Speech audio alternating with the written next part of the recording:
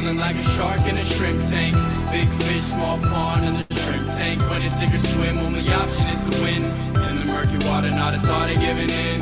Welcome to the shrimp tank. Want to put it all together, this is big things. Doing big things, we ain't in the same league. Running a campaign, Roadie 2016. Like a phone to die, putting me in charge. I'm a general, from the front I'ma lead the charge. Like a federal, fell on my lap never. Going hard as... Good afternoon, everyone. Welcome to another episode here on the Shrimp Tank, powered by Celsius Beverage. If this is your first time tuning in, you catch all these amazing episodes up on our website, shrimptankpodcast.com, of course, over on our YouTube channel.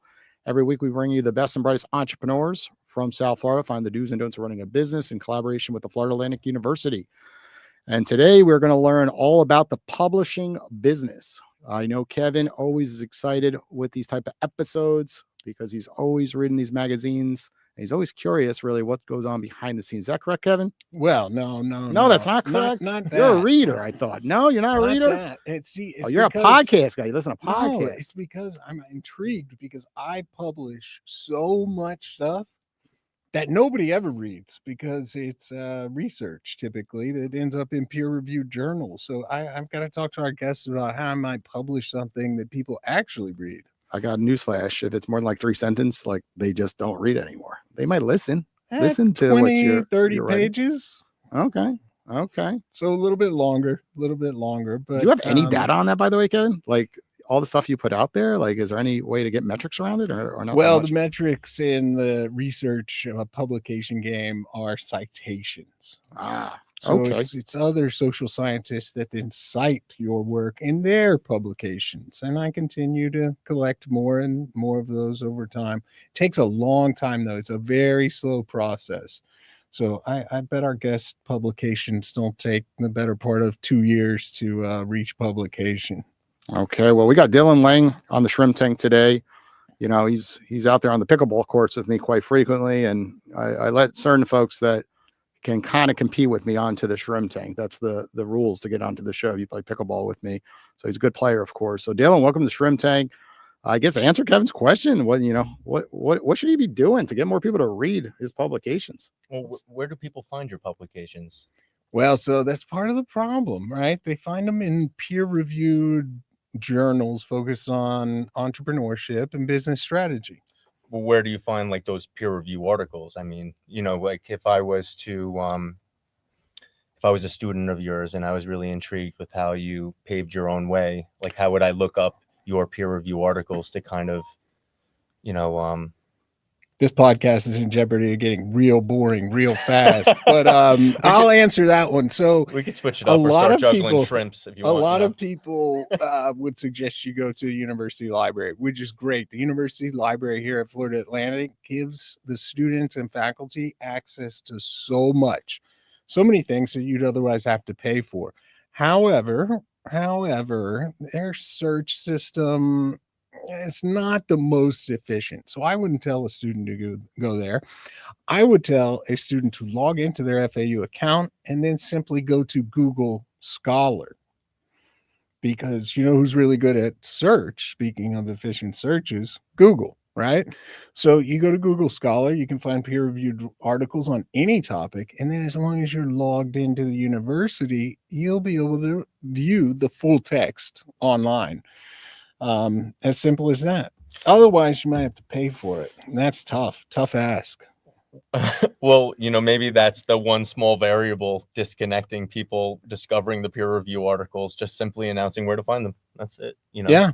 And, but I think what you care more about is really, like you said, the citations from other people, your other peers that might cite your work in their work.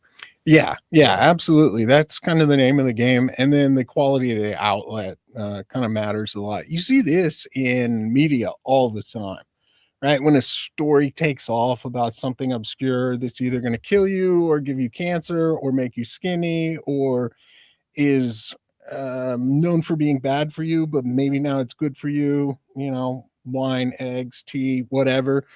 A lot of times those are not in very high quality medical or nutrition types of journals, but somebody in the media picks it up and they're like, oh my gosh. And oftentimes they can't read the statistics and be like, well, the effect size is like, a tenth of a pound if it's about weight loss, but the sample was so big it's statistically significant, and they're like, the new key to weight loss, do this, and it's like, yeah, but look at the results. And they might cite Dr. Cox in like a paragraph and say, Dr. Cox says in peer review article from 2017 at FAU, College of Entrepreneurship, to do this. Yeah. And then that's your one citation in that one little article. Yeah. Right. Yeah. But enough about my publications, because they are admittedly boring. Let's talk about your publications. So what are you publishing? Awesome. So what I do is I privatize magazines for different communities in South Florida, specifically St. Andrews Country Club and Royal Palm Yacht and Country Club. I'm a franchise owner of 2 franchises under a company called N2 Publishing. Okay. And they have a subsidiary called Stroll Magazine. And for the motivated publisher or entrepreneur that wants to start a magazine, there's all different ways to do it. And you can start from scratch and get your own warehouse and printing equipment and try and recreate the wheel. But a company like N2 has a turnkey type of model. Yeah. And the slogan is turning neighborhoods into communities through a magazine that's sort of like Facebook, but in print. So yeah, that's exactly kind of the joke I was going to make. It's very intriguing. Love the franchise model because it gives you a roadmap and everything you need, right, to kind of run the business. I think it's great for veterans. I run our Veterans Florida Entrepreneurship Program. We see a lot of veterans have success in the franchise model. So the magazines themselves, though, so it's sort of like, and this is the joke part, a curated professional like next door app kind of thing for fancy neighborhoods. I hear the shiny sheets, I hear the Nextdoor app, I hear Facebook in print, I hear neighborhood newsletter. Most of the time when I end up in front of somebody and I bring out my magazine, it's not what they were expecting. It's not a stapled together coupon book. With a I said curated professional. Yeah. So it's a nice magazine, but focused on a specific neighborhood. Yeah. So it's content driven. What makes it different is that it's the content is all driven from the neighborhood. So the residents who live there, they write the articles or we write them for them. We cover the social happenings going on in the community, the weddings, the vacations, the charitable events at the country club, the golf, the tennis, the bridge, the mahjong. It's basically whatever the residents want to see. Hey, don't leave out pickleball, man. And pickleball. Right, actually. don't leave that out. How many? Shout out to the Boca Raton Picklers. We have There a you feature go, coming there out, you actually. go. Yeah. I heard there's a lot of articles in there about Jason Hill getting dominated on the courts or something. Of course. No, The bottom line keep getting pulled for some the bottom reason. line is, you have a lot of like-minded people reading the magazine, right? So they're very curious. Like I know I live in Parkland and I get the different magazines around my town and I love them. I grab it and I flip through it and it makes a lot of sense, right? I see a lot of people I see on the baseball field, soccer field, right? And I see even the people doing business in our community, and I'm more giving to the people, that I see in that magazine, right? If I see a lawyer, an accountant, financial service professional, right? I'm curious, or maybe it's a roof cleaner, right? I'm assuming that's a lot of the ways you make money, right? These advertisers. Yeah. So from what I've found is that, not every neighbor knows who their next door neighbor is, and you never know what you have in common with somebody. And sometimes it's nice to meet somebody vicariously through a magazine instead of, that awkward, bumping into them, at the buffet, at the buffet area at the country club. Because it's by them and for them, people could actually really intimately get to know their neighbors and share their story. And most of the things that they share are really nice. And so the readership is really strong because of that, because it's by them and for them.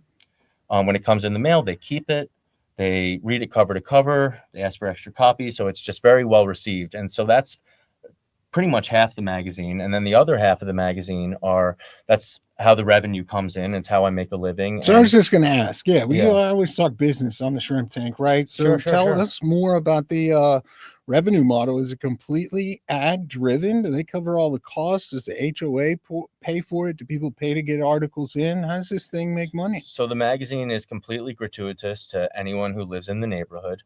Right. So I provide all the photographers, the writers, all the printing and the mailing. And essentially all the sponsors or I like to call them sponsors, but the advertisers that are the sponsors, they support the revenue 12 months out of the year. And so that magazine can get printed and mailed out, and we could have designers working on it on a monthly basis. Yep. And a portion of that, goes to the overhead of my staff, and so I can make a living. But most of the businesses that are in there don't really need me. It's a really interesting model. Like most of my clients, I can go through my magazine. Literally, none of them really need me. They're very well established. They built their business maybe 10, 20, 30 years. Some of my clients have underwear older than me. And a lot of them are even That's very well scary. Hold on, established. time out. Yeah. Older than you? Come on. Well, I'm 33 years old. I I started this when I was 24. I was the first franchise owner for the company out of over 500 magazines. And I started it in Palm Beach County. And so it was a really like untapped market here. And but what I was getting into with the sponsors is that it's, the businesses, they're really like the best in their industry. Most of them are referred by neighbors who have already established trust with them. And a lot of the business owners that live in the community are sponsoring the magazine. Top realtors, builders, designers, and then a lot of local businesses and corporations like your local hospitals and Interesting. and what have you. Yeah. So what is their primary reason for being a sponsor then? Because most businesses at the end of the year, they look at their budget, they look at their marketing, and they start crossing out what's not working, right? And often, just old school print doesn't work that well, right? And often you're like, I'd rather spend the money over on Facebook ads where I'm getting a better bang for my buck. But often I'm assuming your situation is a tad different. Like, even though it's not always performing well, they'll still say, well, not that one. I want to keep it in there. There's something more to it. So can you kind of touch on that? Yeah, I have this conversation all the time. Yeah. And it's like, why do I need you? And a lot of times I'm very upfront, not to push away, but I say, you maybe don't need me, but this might be something that you want to implement into, the into the combination of efforts that you have in all different vehicles of marketing. So what my vehicle of marketing is for is it's very efficient and cost effective too, of staying in front of your existing word of mouth. One of the most effective ways to market yourself, and not every business takes advantage of it, is staying in front of your existing foundation of trust, your existing word of mouth, how you get most of your business in the first place. And so most of my clients, they rationalize staying with me year after year because they have a lot of clients in the neighborhood. They ask them, do you even read this thing? And most of them, advocate the magazine, if not all of them. And so they're like, well, this is how I stay in front of my existing clients and their neighbors. And if 1 or 2 people would call me in the year, it would be great. And they're not really looking to put a billboard on the highway or go into a broad spectrum vehicle of marketing. They have a very specific clientele. And because my audience is kind of that high net worth space, they can find a very micro targeted approach through sponsoring an ad in my magazines. So how do you scale this brand, right? Is the intention to scale or not really? Some people say no, it's a cash cow, right? I spend $500,000, I make $1 million, I make $500,000. It's really clean, it's really easy. I can work 3 hours a day, right? And they love it, right? And there's other folks say, well, I want to get this thing, to the next level, and then they run into of course scaling issues, because how do you create more revenue from the model you just explained, for example? So what's your mission with this brand? Yeah, so like any business, you have to kind of put a lot of nuts and bolts in place and create a well-oiled machine and find the right people to delegate to. So when you start your own business, you end up doing everything and wearing all of the hats. And as soon as you can start delegating some of those hats that you're wearing, you can focus on more income producing activities like lead sourcing and going into meetings and being on a podcast, and doing the networking. You guys could have your own podcast. Creating inroads for more revenue opportunities and relationships. What'd you say? So you could have your own podcast technically, and you could, show everyone all the different, people in their community and put them right in the published magazine. I know this one guy who will help you get set up. He runs a bunch of these shows and stuff. I can hook you up. All right. Well, if only we could tag up with like the university locally here and maybe even the entrepreneur school, but that's I'm sure we're big donors, Kevin. far-fetched. Big donors. We could have them use this Yeah. for the Well, for we're the gonna- we're the gonna low talk- cost of $9,999 per episode, Yeah. right? And that's really just a donation to the FU Adams Center for Entrepreneurship, Well, we'll which talk a lot of is sponsors.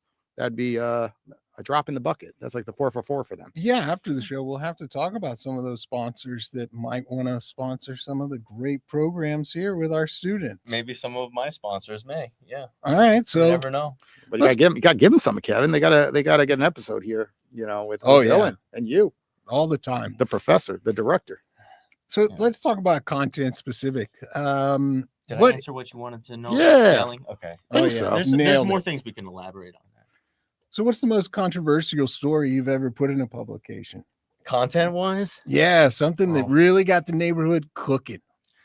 well, so the magazine is private to the community. So the specifics of every article, I can't exactly talk about everything. Not that it would be so private, but I just try and keep it unique to the neighborhood. Fair enough. But whenever there's something kind of political or religious, but usually political, kind of weaved into somebody's article that might come from the neighborhood, Yeah. might come during an election year, it might, come from just an interesting time, and in today's world, and a resident will feel inspired to write an article and submit it to me, and it can come off very right or left, and I try and stay amicable and in the middle, and not really have any political or religious articles put into the magazine, to kind of not have that controversial. So we kind of catch those things ahead of time. Yeah.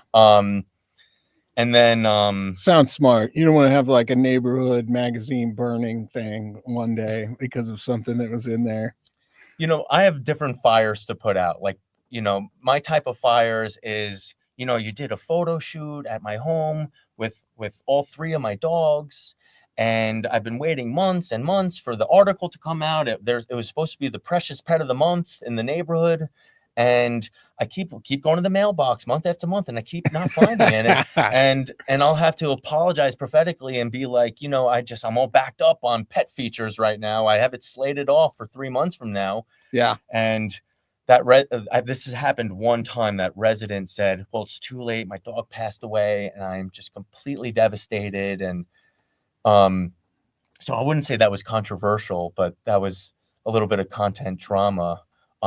Yeah. I think more of it comes from just giving everybody a fair opportunity to celebrate their family, to showcase their business, talk about the charities that they're passionate about, and try and diversify the different types of residents, old and young, and that you can go after. Yeah. To Well, put even content that in the must magazine. be kind of tricky though, because the people that are successful and live in those types of neighborhoods typically can become accustomed to kind of getting what they want when they want it, right? Has anybody No ever way. tried Boca to, Raton, Florida, Kevin. Really? has anybody ever experienced tried that to- here? to bribe their way into an issue? No, I've had businesses try and pay for the cover, and I'll never sell the cover. The magazine is. Can we see it, by the way? Is it right Yeah. here? Yeah, sure. Show our audience, I'll show show our the audience. cover. So a resident who lives in the neighborhood will go on the cover, or it might be a family that lives in the neighborhood that would go on the cover. No one can pay for the cover. Any family, whether they moved in yesterday, you can grab this if you want. Whether they moved in yesterday, or whether they've been living there for 35 years, whether they have the highest net worth in the whole community, or they have the smallest house in the neighborhood and they're barely getting by just paying for the membership. Anybody can go on to the cover. Anybody can be in the magazine. So I give everybody a chance. And nobody can pay their way to get in front of somebody. But I've never really ran into that problem so much, because I'm kind of surprised. most of the time when anybody influential has called me and says, I need this to happen, or I need a favor, I'm really a yes man to the community. As long as there's not any conflict, Yeah. with an existing client, or if it's not something that will stir up the neighborhood in a way where there's profanity or nudity or a religious or political remark, which these things don't happen often. Yeah. I really always find a way to involve that resident. It might just not be in that upcoming month. I might have to, the magazine's typically booked out these days, like 6 months in advance. Yeah, I guess. This is I mean, a these thick magazines magazine, are by thick. the way. That's what I was This just is going to very say. There are thick, 100, there are 100 to 120 pages every month. It's not your typical neighborhood magazine. And they all get this for free. They all get it for Right. free. And the magazine, the only reason why I'm able to do this is with the trust of the community. You'll never see this in a dentist's office. You'll never see it online. It stays true just to the community. And, it's becomes a fun and contagious way to kind of share the things that you're passionate about. Everyone's a nosy course. neighbor. Everyone likes their 10 seconds of fame. And Why not online? I guess I got to ask, because you see a lot of magazines then holding Facebook groups, right? And the groups kind of get obviously wild at times, but you do see a lot of times, like a lot of these articles get published online because then there's a digital trail. It's good So- for sponsors, of course, because then they get great search engine optimization on the articles they're putting out, right? So I have an online presence and like sister social pages and stuff where residents can tag us and we get content that way. And we share certain things we're allowed to, but it's really the model nationwide is keeping it private to the neighborhood. Yeah, stick with what works. And I feel like I really lasted this long because I've kept it that way. And, a lot of the residents I meet, they are very successful. You do have people, in the 100 plus and, over billion-dollar net worths. You have people that are, humbly successful and not really trying to go on covers of magazines and count and have people count how much money are in their pockets and show all the art that's on their walls. They're really not at that place in their career, if they ever were anymore. So, most of the residents that do end up going on the cover, they rationalize it because it's going to their neighbors. It's going to their friends. I don't mind sharing that my kid got a scholarship to lacrosse at Lehigh University because only my neighbors are getting it. I don't mind sharing my vacation with all 12 of my grandkids because just my neighbors are getting it. Sort of like a private Facebook group. Some residents, go on the cover and they would never go on a cover of a magazine, but they're willing to do it because they're raising awareness for a gala coming up at the country club where they're trying to drive some more attendance from neighbors that will come. Maybe a little bit more from last year will attend. Yeah, it might drive some extra. So let's switch donations. gears a little bit. Just running the business in general. Like, what's the hardest thing running this business? What keeps you up at night? Obviously, looks pretty. Everyone thinks, oh, Dylan, you got it so easy going. You got all these sponsors, and once a month you put out this book, and it's easy peasy. But I'm sure that is not the case at all, right? I'm sure you get calls all the time. I'm sure you had it ready, you got to pull something back, something breaks with the printer, right? Whatever it might be, but you tell us, what's the hardest thing? So I have a really great infrastructure behind me with N2 Publishing. So anything happens with the printer or the mailing department or anything legal or sometimes control the mail, it just doesn't arrive. Some sometimes things you can't control. It doesn't get there, right? But a lot of stuff gets troubleshooted on the back end with that infrastructure. And then I have a great small team of my own. And that team really allows for the business to run more fluidly. The hardest part for me, and I would say that a lot of people might have that in common, is yourself, like getting out of your own mind sometimes. Just no matter how good you're doing or how far you're getting, sometimes you're just wondering, when's that next client going to come in? Am I going to wake up tomorrow and everyone's just going to leave me? Is this actually sustainable 9 years later? And I guess why do you think that is, though? You say you wake up and sometimes you kind of think that is because you're seeing stuff on social media and you're fearful. Like, what is it that kind of makes you, because you got money coming in, and customers are very happy. So like, what kind of creates that fear in your mind, I guess? I think just being hard on yourself and being a worrier. Gotcha. And an old man once told me 99% of the time we worry for no reason. So it's just something I try and focus on. But I think any business owner goes through that, just kind of talking themselves, through like everything isn't going to fall apart all at once. But I think that the biggest challenges are just putting together the right people to get all 100 plus advertisements done on time, making sure everybody's happy, trying to give everybody their own individual attention, big or small. And, And like any business, you know, you have attrition and you constantly need to be on the prowl to bring in new business. And when things are going well and you feel like you can take your foot off the gas a little bit, and you're blessing yourself with a little breathing room to kind of focus on some other items, you know, all of a sudden you start panicking like, wait, am I not doing enough anymore? So I don't know if that's a good answer for your question, but some of the bigger challenges in my industry alone is just always getting consistent quality content where the readership is engaged and actually cares to open this thing and read it cover to cover. The hardest part about sending mail to anyone is actually being seen by the people you're sending it to, because most stuff gets recycled if it's lucky, or thrown out before it makes it into the house. And so for me, it's creating a great presence and a reputation where every month people are expecting good quality content every month. I mean, me and Kevin were talking about this earlier. Is the amount of podcasts out there. There's over 3 million of them, and there's more popping up every single day, right? And how many podcasts could you possibly listen to? Then you look at the amount of self-published authors today because of AI, right? like I am horrible at writing, and I could create a 200-page book, you know, in like 45 seconds today. Maybe and it sounds pretty darn good, and no one will know because they'll just get AI to create a cool cover for me, and you could self-publish, or you hire a real publishing company, do it all for you today, right? And there's just so much content, right, Kevin? It's out of control, the amount of content there is out there, and to catch audience's attention. We were talking about this, just how important it is to niche down, which is what you're doing. And it doesn't matter if it's a magazine, it doesn't matter if it's, you know, this shrimp right here. Like, someone out there might want this shrimp. It's just niching down what is the audience that wants this shrimp and figuring out. What are your thoughts, Kevin?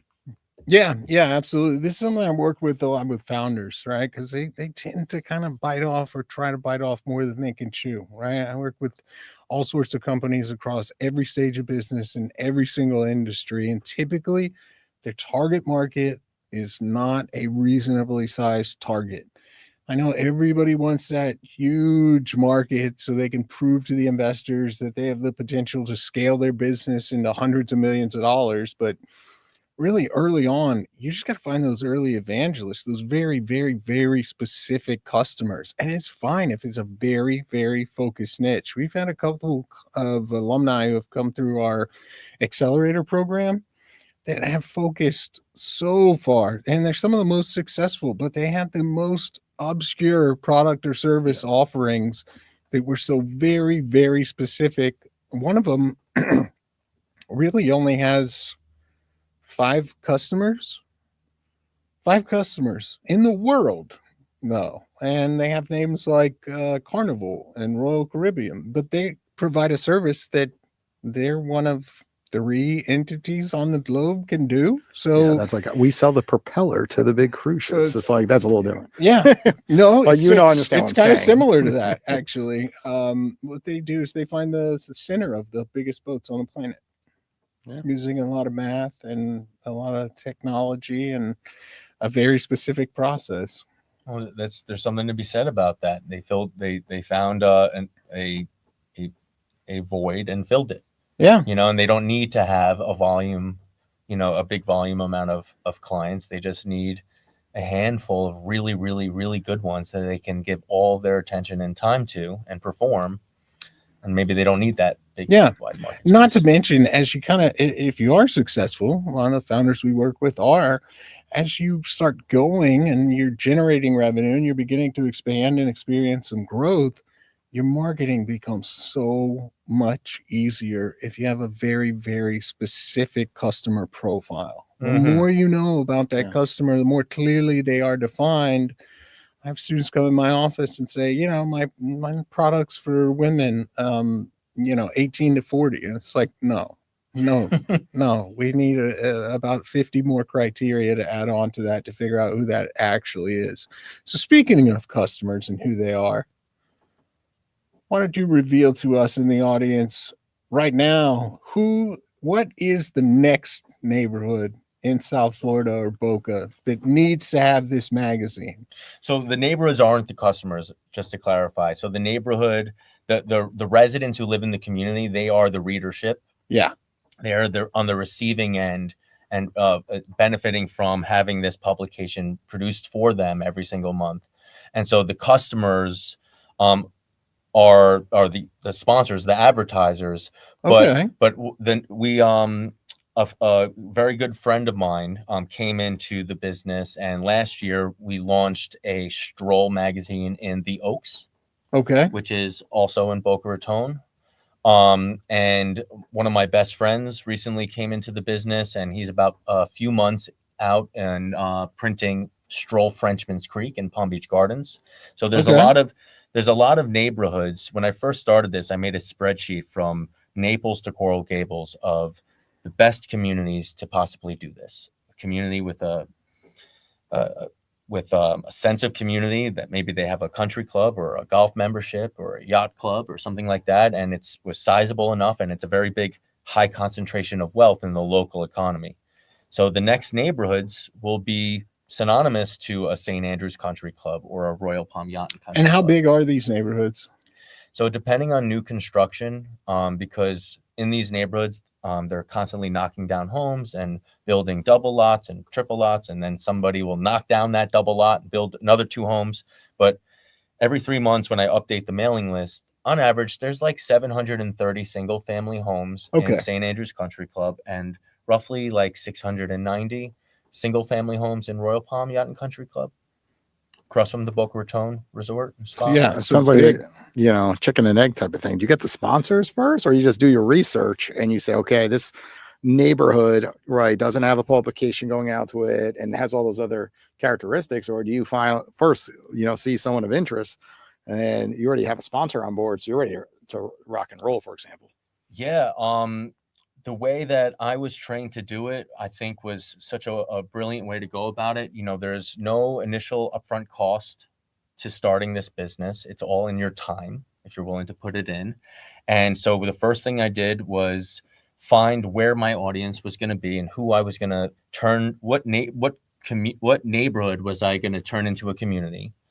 And then once I established the audience and circulation, then I went out, I made an A and a B and a C list of industries and companies that might find value of marketing themselves in front of this audience, right? So home improvement companies, luxury builders, luxury remodelers, realtors, interior designers, plastic surgeons, dentists, jewelers, luxury companies, you know, lending themselves to this type of audience. So it's first you find the audience, then you sell a bunch of. When I was first walking around, it was pretty daunting. I was walking around with a magazine from another state. It was black and white. It was stapled together, and it was like 40 pages. And I was like going into meetings with businesses. The guy would be 3 times my age and a million times my net worth, and I'm convincing them to go into a magazine that I don't have yet. It's non-existent, but this is the neighborhood that it's for. And when it comes out, it's going to be great. And it's going to be really well received once it comes out. So a lot of people had to give me a shot when I first started. Yeah.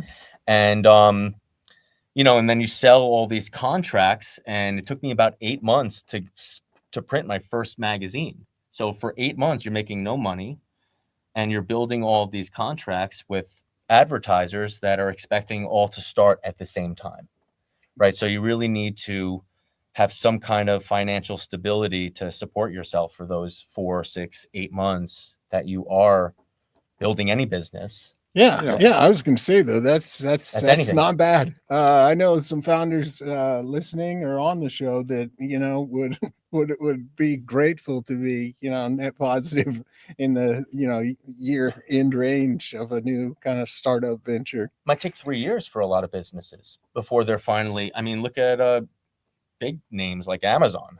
When did they finally like start turning? Oh, a profit? these companies that are hopeful of taking over the globe, like they don't worry about making money forever. Once they can get that, once they get a taste of that VC money and they can just get more, then it's all about growth. And I mean, profitability, we've seen it time and time again, whether it's Amazon, Uber, any of the new age kind of Disruptors. they're just getting to profitability in the last few years. Uber's a good example. Yeah.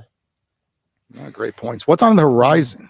Are you think you're going to expand outside of the publishing? Because of course you have all these contacts, right? And I see a lot of people in your shoes saying, well, this type of business does really well with this type of business, and it could completely help scale the other thing that you're working on. Have you put thoughts into that, or are you doing anything besides for this business currently? So I've had so many people say, like, are you also a realtor? Of course. And the answer is no. And I don't have any ulterior motive with a business angle. And, and it's, I get that a lot. I have a really connected, affluent audience and relationships because of it. And all of those relationships are not transactional. No. And I have seen, business come together, whether I'm referring somebody or, whatever example. I've seen things come to fruition because of that trust. Yeah. But no, I don't have like an immediate plan to kind of, find ways to, take advantage of all of those relationships. Well, the good news is they're building up. So one day, if you decide to, they're there, right? They're marinating. And should you decide to buy, I'll just use an example, another publishing style company, which is quite common in your shoes, right? You're building up your savings, your investments, and one day, there's that 70-year-old that says, I'm done with the business, right? And they have 15 employees, 40 employees, and you go in and write them a check, right? To own that business. Then all of a sudden you're stepping in, and now you have all these relationships to scale that business from 5 million to 25 million because of all the relationships over time that you built up. Of course, those numbers sound great. Or even get those numbers, or even get a loan from or an investor to help you out because you have relationships, right? So absolutely. And you know what? Who's to know what happens in the future? Whatever endeavors, and and I have other endeavors that I don't know if I'll talk about on this podcast. Just to not confuse my identity as a publisher. Of course. But my plan with the magazine is to sustain. I'm very happy, and there's always room to grow and work smarter, and keep the magazine at the same size. Because right now my magazine it's actually capped out at 120 pages every month. Sometimes it goes back down to 100. Goes between 100 and 120. And what I would love to do is just continue to bring value, continue to sustain, continue to put things in place so we have everything done so in advance that we're not really worried about content. We're not really worried about new business.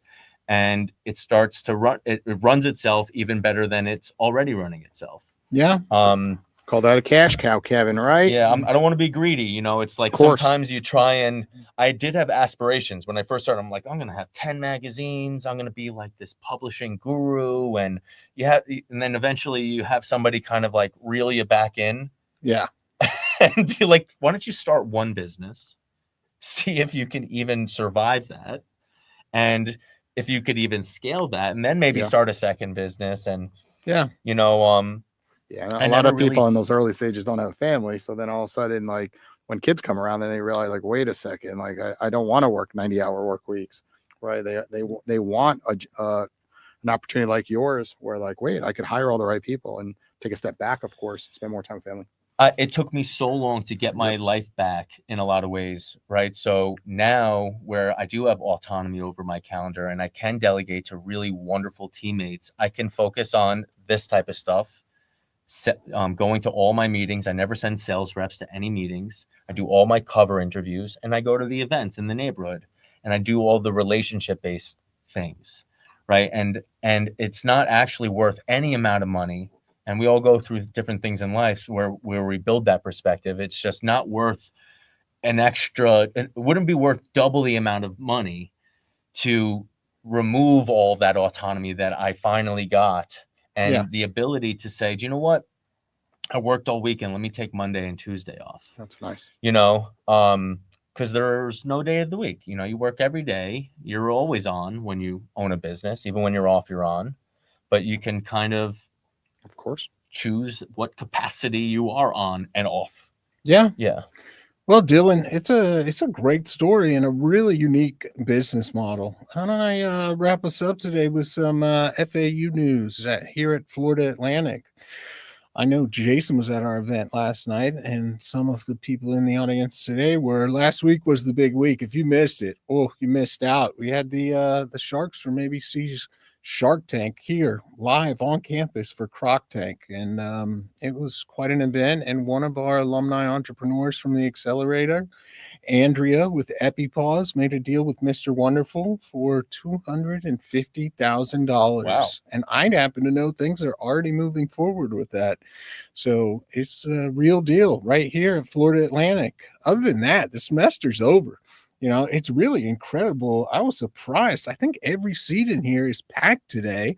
Got some people doubling up over here. Even though they the semester is over, grades are done, finals are done. So we'll be laying low for a little bit, but exciting things coming for the show in the spring. Totally new format, all kinds of stuff. It's going to be fantastic.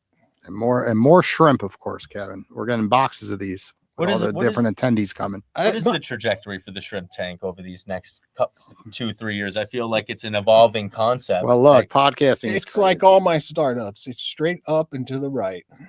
That's the trajectory. Look, we were way ahead of the curve back in 2017 with an in-person show, and you know, last 3 years, you know, you've seen a gazillion podcast shows. So, you know, we kind of stayed consistent with an interview show, right? And you know, now we have a whole live audience of students, and we're going to take it to the next level these coming years. You know, with content, the way our camera lens zooms in on the guests each episode, and other podcasters will slowly shift as well. I think you're just going to see a big shift in the market where a lot of podcasters really realize they're spending too much money on their show and it's not resulting in enough revenue or enough relationships, whatever it might be. And they're going to stop. Right. And then there's other ones like ours that will kind of move to the top. I think you'll see a big transition where you'll see a lot of success on one side and very little success on the other. And Dylan, we are looking for sponsors as well, you know, so feel free to give us a heads up on anybody that might be interested in both the Adams Center and the podcast. What kind of sponsorships are you looking for? You get your logo on the step and repeat back here, or is it the sides? I'm like NASCAR. I'll sell anything. I'll wear a blazer with their logo. Yeah, we're not like your magazine. We're open for meetings. Yeah, I will go as far as they'd like. So okay. So just let me know. Do you know, I don't think with all the growing support from our locals here in Boca for FAU, and there is a great deal, there's an influx amount of support, I feel, coming into the university from a lot of the great neighborhoods like St. Andrews and Royal Palm, for example. I don't think that you'll have too long until you secure those sponsorships. I would be shocked if you struggled for too long with that. Well, that's good news. We just got to find the people who are particularly, because that's absolutely the case. But one of the challenges here is there's so much going on, right? And that we had the basketball team go to the Final Four. So a lot of people got excited about athletics. Those donors and sponsors go to athletics, right? And then we just built recently a medical school. That's very exciting to have one of those down here that's of such high quality. It's a really great program. It's early, but it's growing. But, you know, a lot of people get passionate about that. That's medical school's budget. So we've got to find those people who are really passionate about entrepreneurship and want to support those things specifically, as opposed to all the other great things here that also need support and are certainly worthy. But it's really about finding that fit, you know? Well, maybe we will recycle this interview in print and put it in front of my audience. And I do collaborate with different residents in respect to like things going on with the university from time to time. And a lot of them are on the fundraising end of things. And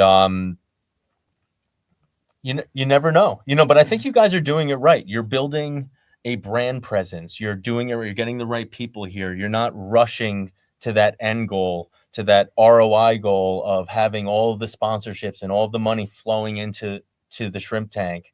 Certainly not. You're building the value. You're building the presence at the university and the local economy, and everything else will fall into place from there. I really believe that when you focus on the journey more than the bright light at the end of the tunnel, always, you end up getting from A to B anyways.